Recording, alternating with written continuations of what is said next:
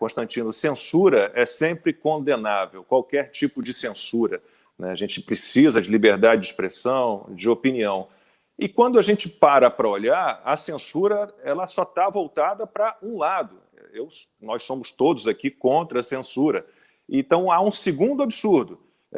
Esse conteúdo produzido por todas essas pessoas que foram censuradas, né?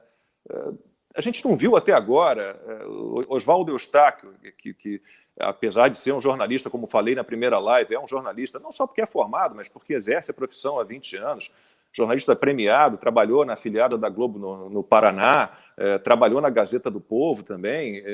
Eu já estou sendo chamado de youtuber, para algumas pessoas deixei de ser jornalista.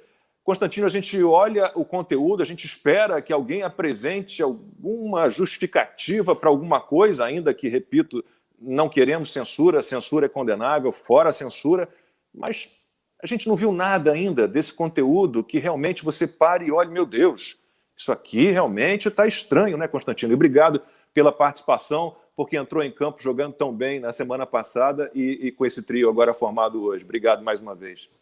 Lacombe, é um grande prazer, uma honra participar não só do seu programa, da sua live, como ao lado do mestre Fiuza, né, com quem muito aprendo.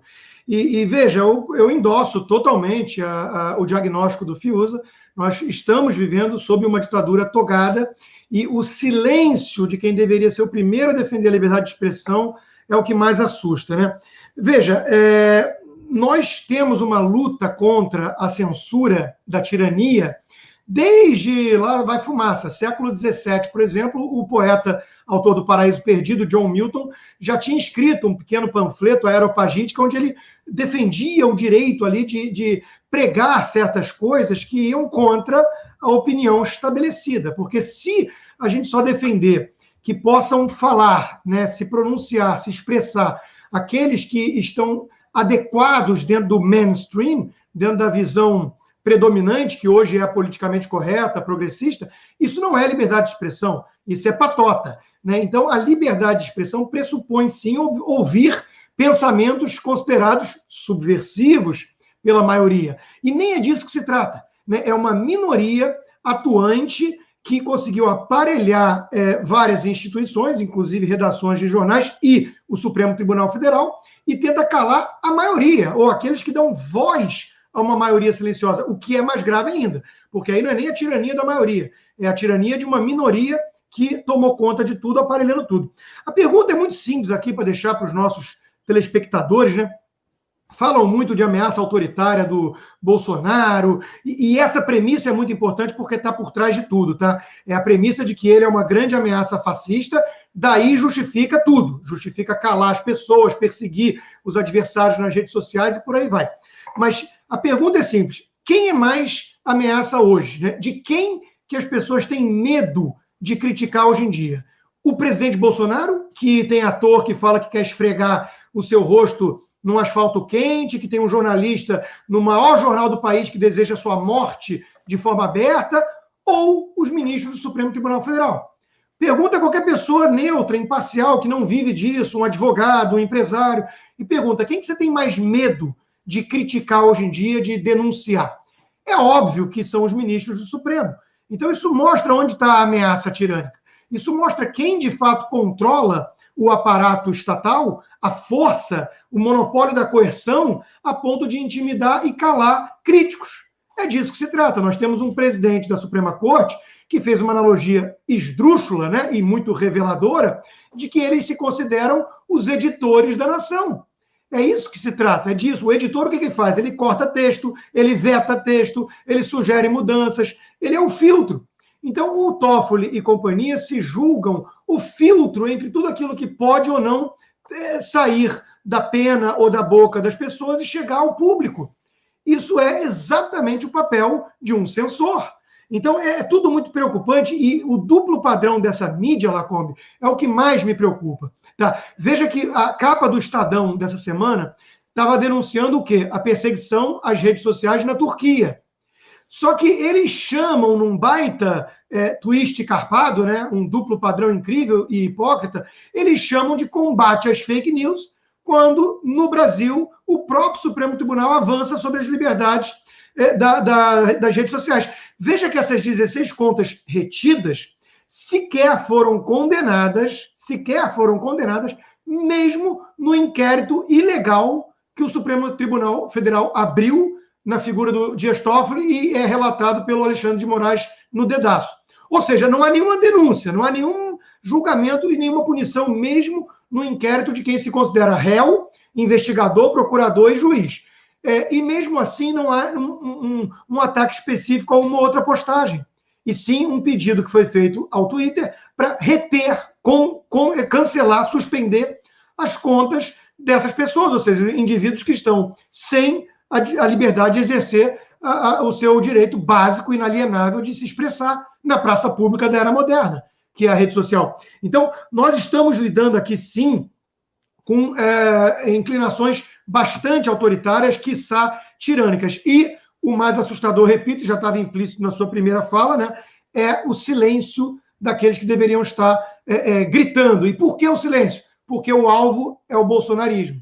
Então, eles estão calados porque eles estão valorizando mais o pragmatismo maquiavélico dos resultados, que eles querem derrubar o governo de que eles odeiam, em relação aos princípios que eles deveriam sustentar. Esquecendo que amanhã todo mundo pode ser alvo. Uma vez que você empoderou, para usar a palavra da ordem, no momento que você empoderou os tiranos, eles não vão ficar saciados só em perseguir hoje os bolsonaristas. Eles têm um instrumento na mão, eles vão perseguir qualquer um que ouse tecer qualquer tipo de crítica amanhã a qualquer um dos ministros. É uma visão muito específica da democracia, né? Censura para quem não pensa como eu, democrata é aquele que pensa como eu. Fica tudo muito complicado, e eu estou aqui com um trecho que você citou da fala do Dias Toffoli. Ele disse o seguinte exatamente: nós, enquanto judiciário, enquanto Suprema Corte, somos editores de um país inteiro, de uma nação inteira, de um povo inteiro. E não é só a censura, a gente vai encontrar censura, Fiuza, de várias maneiras. Eu comentei com você, se não me engano, na live da semana passada, que tentaram me impedir de questionar a Sociedade Brasileira de Infectologia, né, durante esse processo todo de coronavírus e Covid, e alguns médicos, a Sociedade Brasileira de Infectologia, um assessor não queria que os médicos participassem de entrevistas comigo, porque eu queria questionar, indagar. Eu disse ao assessor, se o senhor não lida bem com questionamentos, está na profissão errada, já que é um jornalista. Na semana passada, agora não sei, não estou bem certo, o João Dória Júnior, governador de São Paulo, fez uma ironia com o repórter da Globo News, William Cury, que fez a ele uma pergunta muito pertinente sobre o teste da vacina no Brasil. Fez teste fase 1, fase 2 na China, e o fase 3 vem para o Brasil, e questionando quarentena. E o governador de São Paulo foi muito infeliz, de novo, querendo impor, de certa forma, eu considero uma censura, porque se você não quer ser questionado, você está censurando, não tem outra maneira. E tem o politicamente correto, né, Fiuza, que não deixa de ser também um tipo de censura, talvez uma censura ao nosso pensamento. Então a gente tem vários tipos de censura em andamento e pouca gente gritando contra isso, Fiuza. Porque a censura está velada, né, Lacombe? Como você mesmo disse, assim, hoje os censores estão todos em pele de cordeiro, né? Todo mundo bonitinho, todo mundo, né?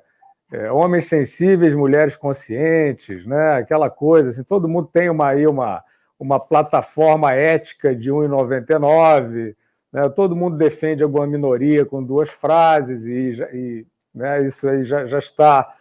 No momento em que você solta 2 frases politicamente corretas, você está anistiado, você está promovido aí uma pessoa com grandeza moral, né? A gente está num período muito raso, né?